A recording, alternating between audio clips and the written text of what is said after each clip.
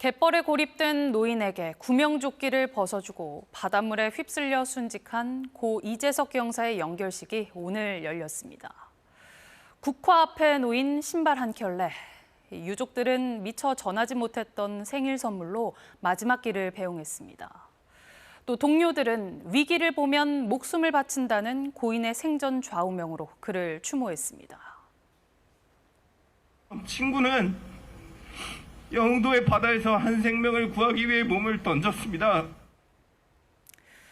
그런데 해경이 2인 1조 원칙을 지키지 않았고 진실을 은폐하려 한 시도가 있었다는 동료들의 폭로도 나왔습니다. 여소연 기자가 보도합니다. 고 이재석 경사가 드론 순찰 업체 연락을 받고 고립 현장에 도착한 건 새벽 2시 25분. 17분 뒤 이 경사는 무전을 통해 입수해야 할 것 같다며 당직 팀장에게 인력 지원을 요청합니다. 발목까지 차올랐다던 물은 불과 10분 만에 허리까지 올라왔고 이 경사는 마지막으로 고립됐던 남성에게 구명조끼를 벗어주겠다고 보고합니다.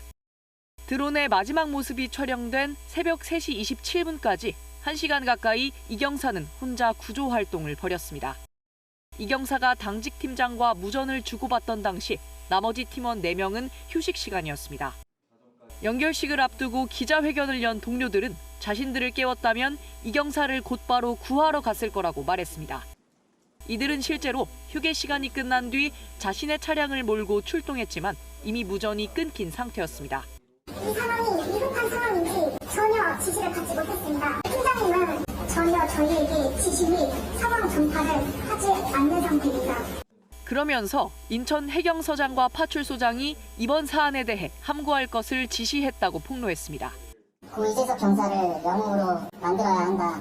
그렇기 때문에 너희들이 흠집을 내서는 안 된다. 기자들이나 유가족들이 혹은 주변 지인 동료들이 물어볼 때 대답하지 말아라. 반면 해경은 진실 은폐는 없었다며 조사에 적극 협력하겠다고 했고 이재명 대통령도 외부의 독립적인 기관에 맡겨 엄정히 조사하라고 지시했습니다.